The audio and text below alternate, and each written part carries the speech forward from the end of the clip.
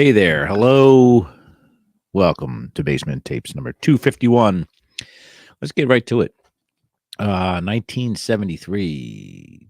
Topps Baseball says here I have 662 of those. This is a set that I kind of remember all throughout my collecting journey here. Very familiar with it the entire time. There's some fun cards there, some fun stuff to look at, and I don't know if anybody from a design perspective would consider this their favorite set. Sentimentality would rule, I would assume. I do like the backs of the cards, the mustard yellow, big fan of. Um, that's no secret. So let's get to it here. Says I have, again, 662 of these. Says I have more, but I have to kind of get rid of these multiple cards in one player thing just to shore things up there, make it more accurate.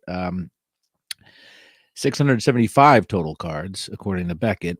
$5.64 average value. Total value $3,807. A set of these between $1,000 and $2,500 condition, depending, of course. The cards in this 666 card set measure 2.5 by 3.5. The 1973 Topps set marked the last year in which Topps marketed baseball cards in consecutive series.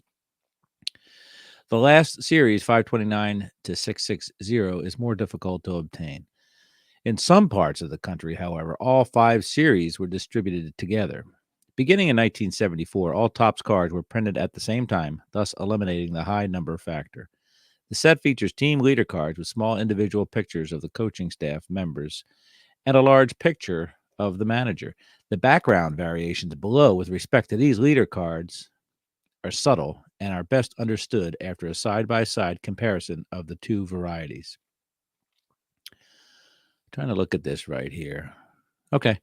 An all-time leaders series, 471 to 478, appeared for the first time in this set. Kid pictures appear again for a second year in a row, 341 to 346. Other topical subsets within the set include league leaders, 61 to 68, playoff cards, 201 to 202, World Series cards, 203 to 210, and rookie prospects, 601 to 616.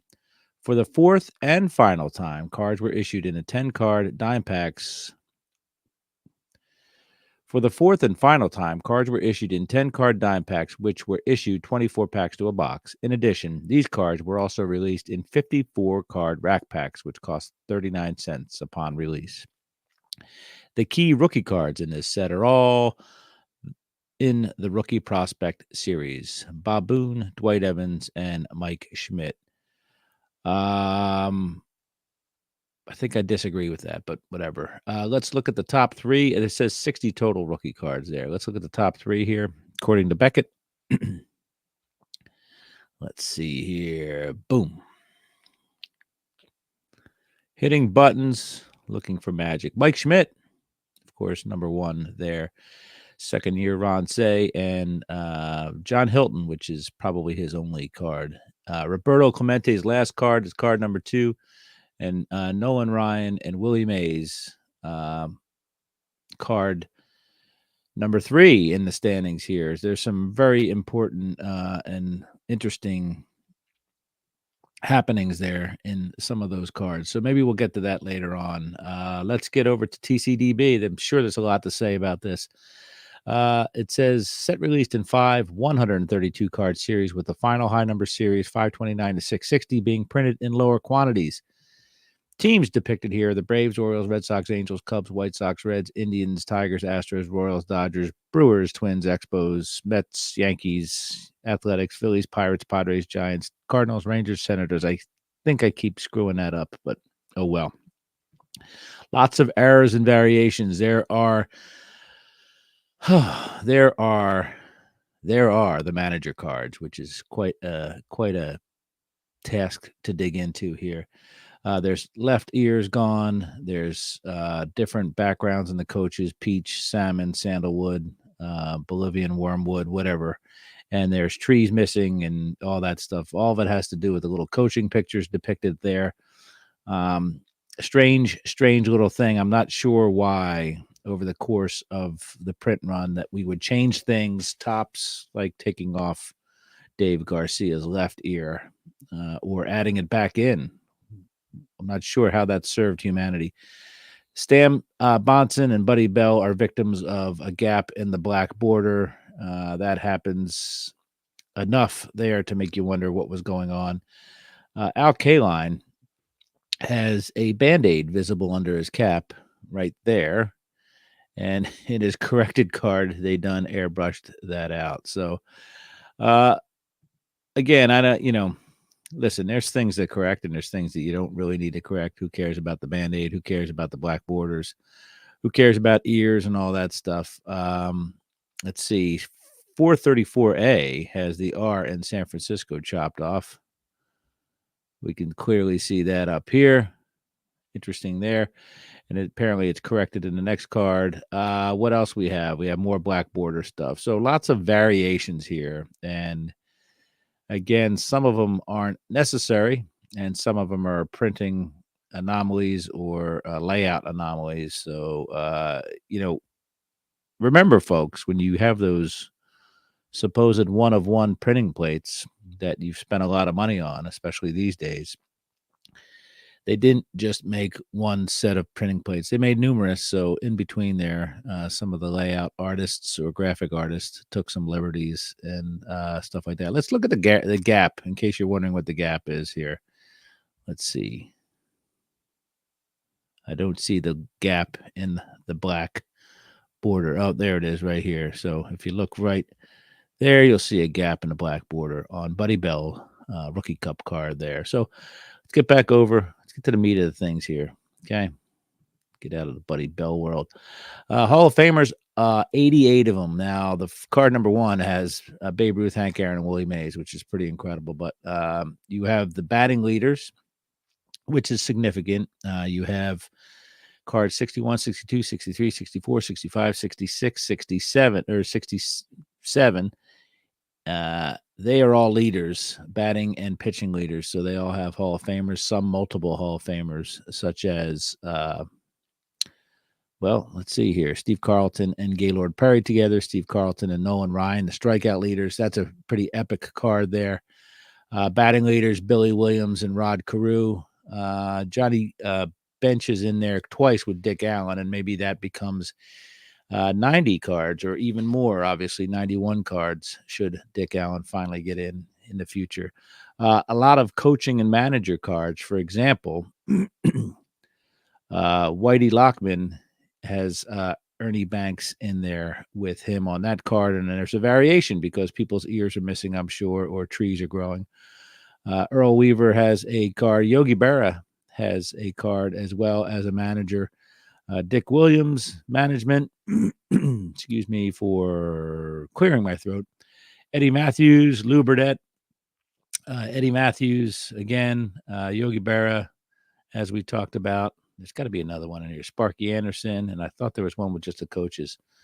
Card 377. The Gene Mauch card has Larry Doby as depicted as a coach. And Warren Spahn is in card 4449, the Indians field leaders, featuring Ken Aspermonte. What else we got here? Red Shane East has one. Bill Verdon is featured, has featured Coach Bill Mazeroski on his card. Of course, Walter Alston, he is a Hall of Famer, but he's also got Tommy Lasorda on that one. So lots of Hall of Famers, leaders cards, base cards, and coaching/manager cards. And of course, Michael Jack Schmidt is your only true 3-player rookie card in that set. Rookies we talked about here, there's 60 of them, according to TCDB. Inserts and related, we'll get to the team checklists in a future episode. Comments, there's a lot of comments here, so we shall go through this together, holding hands and skipping stones. CJJT in 2013 says the best top set ever. The set broke the mold in one big and important way: in action shots. Previous action shots were very limited in number. This set has tons of them. Bill Freehan, number 460, is one of the best. So CJGT is encouraging the use of action shots. Monday TW says, after 41 years of collecting cards, this is still my favorite set. This set has a lot of sentimental value to me, probably because this is when I started collecting. I still remember buying and opening the 10-cent packs and cramming 5 or 6 pieces of that great Topps bubblegum in my mouth. It was a great time to be a kid. Joseph Bro, or we can call him Broseph Joe, says, first pack I ever opened. I remember it well because my brother and I badgered our parents to let us collect. It was 1974, and local store had the 1974 cards in stock, but parents always said no. Then a couple weeks later, that grocery store we rarely visited, at a grocery store we rarely visited, we saw the 3-panel cello packs of 1973 cards, the rack packs, dude. We didn't know squat at the time. Our parents said yes, and we were off. That day was the only 1973 cards that we ever bought, but we did score a Schmidt rookie, and we went on to collect most of the 1974 set, which had Jesus in it. Another LOL. I would guess that meant Jesus. We would finish 1974 set around 1983 when a card shop opened near our house. David 29414 tells us that the first pack of trading cards I ever opened was a 1973 Topps baseball. I was visiting my grandmother in Cincinnati, and we walked down to the corner store. The first card that I remember getting was Cesar Geronimo of the Cincinnati Reds. How can that really be 45 years ago? McLean's tells us I was a 9-year-old and I was at an old-fashioned drugstore with a friend and his mom. I remember seeing cards near the counter and buying 10 packs for $1. I pulled Roberto Clemente's last card. I'm a huge Pirates fan and still have that card to this day. I finally completed the set as an adult about 15 years ago. B. Grimm tells us it's the best set of the 70s. The card design is good, not great, but what really makes the set shine is the photography, a dramatic improvement over the almost exclusive use of mugshots from the sets of the 1960s. Though some of the action shots are a bit confusing and amateurish, most are very well done. I especially like the horizontal action shots. This is the first set I ever started to collect, and now 40-something years later, I am finally close to completing. Outside Comics says, this is the first set I remember opening a pack. I'm sure I bought some earlier. I got a Hank Aaron, Willie Davis, Wes Parker, all in one pack. I still have the Willie Davis and Wes Parker cards. I don't know what happened to the Hank Aaron card. I started collecting cards about 1974. Good memories. Corks Cards tells us that this is the first year I bought packs and got me interested until this day. I remember Jim Strickland because of the comic on the back that he threw a fork ball, and a fork was in the ball. I think, or maybe a screw, one or the other. Okay. Eric Marthaler says, by far my favorite cards. I love the action shots they used, although they seemed to get a little lazy with some of the photos from spring training. It was either spring training or they were able to find some palm trees in Detroit for Al Kaline to pose in front of. Love that. Blutarski says, the first pack I ever opened at age 5. Alan York card 645 of Bob Locker is a photo of him on the A's and airbrushed to look like the Cubs. The outfielder, who is also airbrushed into a Cubs uni, is believed to be Reggie Jackson, as he did spend some time in center field. That is correct. That is Reggie Jackson wearing a Cubs uniform. I believe his hands are on his knees awaiting Bob Locker's pitch. Mead 5332 says, first pack I ever opened at age 9. Just look for Reds cards. Traded all the rest off. Snyder Art says, this is the earliest set that I remember. I can't remember how I got the cards and don't remember open packs. They may have been doubles from either a family member or a neighbor who collected. But I do remember these were the first baseball cards that I saw, and they got me started collecting. Skywatcher says, my first card was out of a bubblegum pack from this set, Lubrox number 320. I was in Little League at the time and bought the gum after a game. No idea where the card is now. Shoeless 18 says, why isn't the Reds team card number 641 listed in the Hall of Famers for 1973? B-Kim tells us packaging selection has a photo of a wrapper from where all the cards were released all at once. So the reason I read these comments is it's fun to look at people's journeys and see where they were, and looking back on this, again, the sentimentality of this hobby. That's important to reflect on that instead of just saying I got a one of one and I can't wait to sell it for a lot of money. That's not a hobby to me. That's a hustle or a Ponzi scheme. So screw you if you feel otherwise. So packaging, let's look at packaging here. I have one of these boxes up there. Blue box. It's got yellow on the top, lots of color action photos on the front. I believe that's Hank Aaron. or Dusty Baker or somebody. You see old Cakes Palmer there, and some other greats of the game on that box. It's on a couple sides of the box, actually.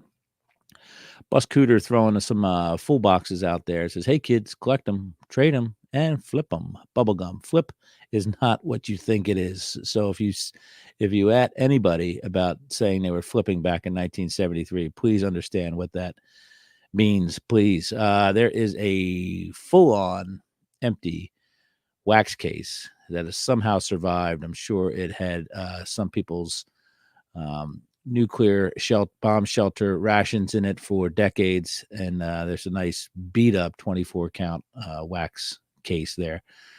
There's the cello pack, Topps baseball cards, 25 cents with one stick bubblegum, Pete Rose on the front. There were no boxes that these slid into. These were straight up cello packs, folks. You got them without any protection. And Mike Schmidt there on another one. Wrappers, yellow and red. Curve T baseball. You have the umpire's ball and strike indicators on offer there. Big old one stick of bubble gum there. Looks like an Oakland A's player. That's definitely an Oakland A's uniform. There's an Oakland A's catcher as well. And there is what is no doubt in my mind, Steve Carlton on one of the wax packs as well. And there's a couple people arguing, a manager and an umpire. It almost looks like Jack McKean, but I'm probably wrong there. I'm sorry, Dick Williams or Jack McKean, probably Dick Williams. And then there's the catcher again. There's the cello pack with Willie Crawford and Marty Patton and Roberto Clemente. And then there is a rack pack. They're rack packs. They're not three-way cellos or whatever our gentleman in the comments said. Sell sheets and ads. Here is your ad from Wholesale Cards again. Baseball cards, Topps Complete 1973 set, only $13.95. Get your full color picture cards of almost every Major League Baseball player. Special. Order a complete set now, and you will receive free set of 33 full color Hall of Fame cards, Ruth DiMaggio, etc. Send only $13.95 plus 95 for postage, 95 cents for postage for the complete 5 series totaling over 656 cards, or send down payment of $330 and 4 payments of $290 payments later. Each series 1 through 5, $295. Most single cards, 5 cents each. Order by card number. Minimum order, $1. Special albums to hold a complete 1973 baseball set, $3.75. Football cards, most single 5 cents each. Order by card number. Minimum order, $1. 1972 Topps AFL and NFL, $9.95. 71 NFL and AFL, $6.95. 70s. You can buy all these football sets from 68 to 71 for $6.95. You can buy the AFL set for $6.45, the 71 Canadian for $5.95. You could also do the same with basketball cards. I'm looking at this and it's crazy, man. $69.70 Topps basketball set for $4.95. 70-71 for $7.95. 71-72 NBA and ABA for $6.95, and 72-73 NBA and ABA for $6.95. Hockey, $8.95 a pop for the 70-71 and 71-72. And then you can go check this out, man. It's like hockey cards from 1960, a complete set for $5.95, 62, $4.95, 63, $4.95, 69, 70, 89, $8.95, 68, $5.95, 69, $8.95. It's just crazy, man. Football card checklists, 48 to 70, that's $245. There's checklists. I'm just flabbergasted by the price here. 720 card set from 1970s, $15.90. Oh man, those were the days. Send 50 cents for our hobby catalog. Big 8.5 by 11 inch, 36 pages with pictures of every sport and non-sport cards issued 1910 to 1969. Wholesale Cards Company Department, GS-73, Box 496, Georgetown, Connecticut, 06829. If anybody dealt with these folks or knows anything about these, what a truly magnificent inventory they must have had at that time. So totally jealous. I would put the whole mortgage and buy out their whole inventory if I could back in the day. Of course, the mortgage was at probably about a 20% interest rate back then, so maybe that's not a good idea. Let's look at the trivia section. It is bountiful here and plentiful and probably beautiful as well. The first Topps set to make all cards available at one time, at least in limited areas of the country. Roberto Clemente's number 50 and Willie Mays' number 305, last appearances on Topps cards as active players. Of course, the 74 Willie Mays is depicting him in the World Series, and some consider that his last playing days cards, but this is definitely the case for base cards. And Tom Hutton, number 271, Gary Maddox, 322, and Dick Tidrow, 339, and Don Baylor, 384, were each named to the 1972 Topps All-Rookie team, but their cards are missing the trophy designation. Card number 45, which is supposed to be of Ellie Rodriguez, is a photo of Paul Ratliff. Card 360 does not feature Joe Rudi at all. The A's player highlighted is Gene Tennis. Team checklists were made via a mail-in offer. Bob Reynolds appeared on a multi-rookie card for the third consecutive year, all with different teams. 71 Expos, 72 Brewers, 73 Orioles. We kind of talked about that in the 72 set, I believe. The photo of George Scott, number 263, appears to have been altered by Topps. It's an Oakland A's home game, but the crowd in the back is not looking in the direction of the play and also appears to be Milwaukee's County Stadium. That's a fascinating card, and there have been some blogs written about that. I'm sure they've taught some college level courses on that for credit and all that, but it is a fascinating card, and you look at it, you just wondering what the heck's going on, and then you wonder why.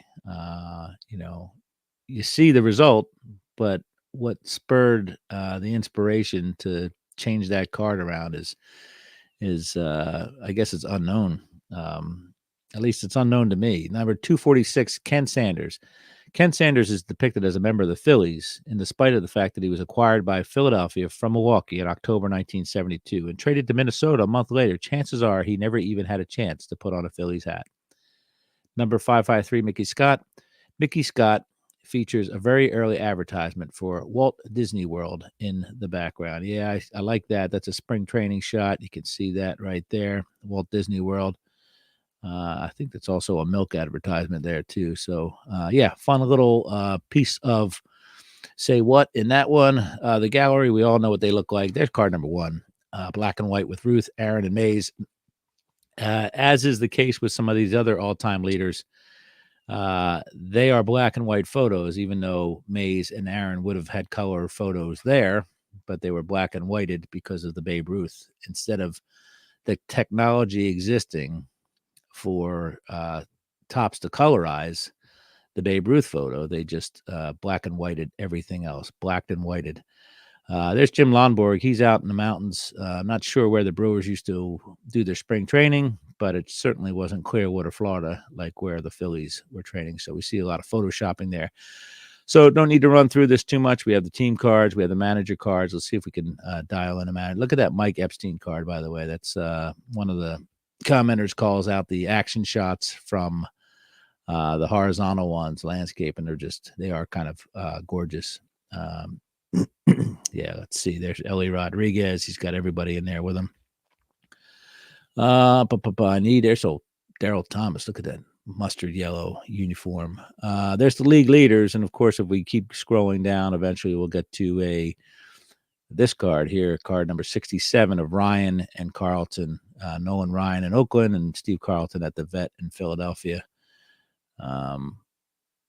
Classic card has a Martian and a Texan, which is rare to catch a Martian and a Texan in the same photo. There is some photoshopping happening. There's Ron Reed falling off the mound there in what looks like San Francisco's Candlestick Park. A lot of photoshopping happening. We see Billy Champion there, former Philadelphia Philly, with a wayward M drawn onto his cap with looks like crayons. Willie Montanez sliding in at Candlestick Park for the Phils. There's Yankee Stadium. There's Hank Aaron taken at the Veterans Stadium there in Philly. For whatever reasons, there was a lot of these photos were taken at Veterans Stadium, and there's Hank playing first base. I would recognize the plastic and the fence at Veterans Stadium very easily in any photograph. So we see Reggie Cleveland there with the Hyatt Regency in the background. Let's see. We're still trying to find some manager cards, aren't we? There's the Brewers again and their team picture. Pete Rose is kind of a classic card there. Foul ball, we don't know. but he's Candlestick Park. There's Eddie Klasko with the Boston Red Sox. His coaches are Doug Camilli, Don Lenhart, Eddie Popowski, and Lee Strange. You see the manager. I love the manager pose there. Big old baggy knickers he's wearing, and it looks like DeRocher back in the day. So there's the manager's cards, and you can see Don Leinhart has no ear, apparently, over here. And then in the next card down, I guess he has an ear. So, yeah, very strange stuff. Dave Roberts there at Wrigley. Let's see here. Just a lot of posing. It's funny that there are a lot of action photos, but there are a ton of spring training photos as well. There's Harmon Killebrew slamming away there at Cleveland's Municipal Stadium. Bernie Carbo, always a favorite. That's one I remember from way back. So Busch Stadium, Bernie Carbo. Looked like they dragged him right out of the locker room. Don't tuck your shirt in, Bernie. We're just going to take your picture. There's a nice Jack Brohammer tag. You're out. Not sure who the second baseman is or shortstop. It's either Ballinger or Belanger or Gritch. I don't know what's going on out there. Let's keep going. Look at the toy cannon there. Jimmy Wynn warming up with a batting donut. Not sure how many times we saw the batting donuts back in the day. We saw multiple bats, but Jimmy Wynn is sporting a batting donut and out there in Candlestick Park. And I'm just commenting here. It's fun looking through cards, seeing them again. They hide in my binder a lot. But there's the Bull at Veterans Stadium. Yeah, Bob Gibson, classic pose there. There's the Steve Garvey card, and thankfully Wes Parker is blocking most of Steve Garvey from the children's view. There's only so much. It's kind of like the safe search option there. Put Wes Parker in front of Steve Garvey. Just keep the kids' eyes virgin-like. Dave Hamilton, he's left-hander. He's throwing a baseball for the A's out there on the mound. Dusty Baker, classic Braves uniform, Shea Stadium. Dusty Baker about ready to whack the lens of the camera with the barrel of his bat. Toby Harrah out there in Oakland. Let's see here. Nolan Ryan. Love the Angels uniforms here. Wish they would go back. Of course, I'm sentimental, but I absolutely wish they would go back in time. Now, Manny Sanguillen, yada, yada, yada. I had a chance here recently. In the wax box that I have was all the opened cards from that wax box. And it was almost like they were preserved for 50 years. And it's interesting, the collation issues that we talk about maybe in the 90s or the 80s. And it's the same thing was happening there. You get repeats and you get the rhythm and all that stuff from one box. You would develop a rhythm of the cards, and then how off center some of them were, and the repeating of the off center. Of course, these were chopped and packaged, and so if the machine was off a little bit, you can get a full box of off center cards at once. And these cards came out of this box, like I said, it appeared that they were just thrown in there as soon as they were open and never touched again. So I have the box of that. And I got a few of the cards out of there as well, but I already have the set, so I wasn't in that big of a hurry to, I didn't really want to grab, near mint cards that were off center and throw them into my my set that I'd already completed, because to me, that set is already perfect, the one I have, because it reflects my journey in collecting this set. And I don't know when I finished it, truthfully, but proud to have that set. There's Reggie Jackson, Reggie's least appealing card, if you ask most people like myself. Let's read about one player here. There's Yogi Berra. Let's read about a player. Let's pick a random player. There's no biography. Let's read about Mike Jorgensen. Mike Jorgensen, card 281, 6 foot 195, bats left, throws left. He's born 8/15/48 in Passaic, New Jersey. Bayside, New York is where he lives now. Another of the Expos' fine acquisitions for 1972. Mike came to Montreal from the Mets just prior to the start of the season. He missed time due to military in 1972, but still led the club with stolen bases. That's 12. Copyright TCG, printed in USA. There's 2 stars on the bottom there. Mustard yellow again, black. There's a cartoon at the top that says Mike spent time in the Marines. This is something you're also finding here in the early 70s that will be kind of weeded out as we go along, is the fact that a lot of these folks had military service. And a lot of times it will have said that, especially in the late 60s, it will indicate on the backs of their cards that they were in military service. Also, some minor league stats on there. Mike played for Marion. He played Winnipeg NAV, Memphis, Raleigh Durham, Mets, Tidewater, Mets, Tidewaters, Mets, Expos. And you have Ray Sadecki, who played everywhere: Winnipeg, Omaha, Rochester, Cardinals, Atlanta Cardinals, Giants, Mets, still going strong there, Ray, many, many years later. Of course, he's only 33 years old then, but it seemed like he'd been around forever. Anyway, that's the 1973 Topps baseball set, completed and in the binder over there, along with all my other 70s baseball sets. Gary Lee Maddox, love him. It says right there on the back of his card, in military service for 6970. He's a Vietnam hero, Vietnam War hero, Gary Lee Maddox. Anyway, 1973 Topps baseball.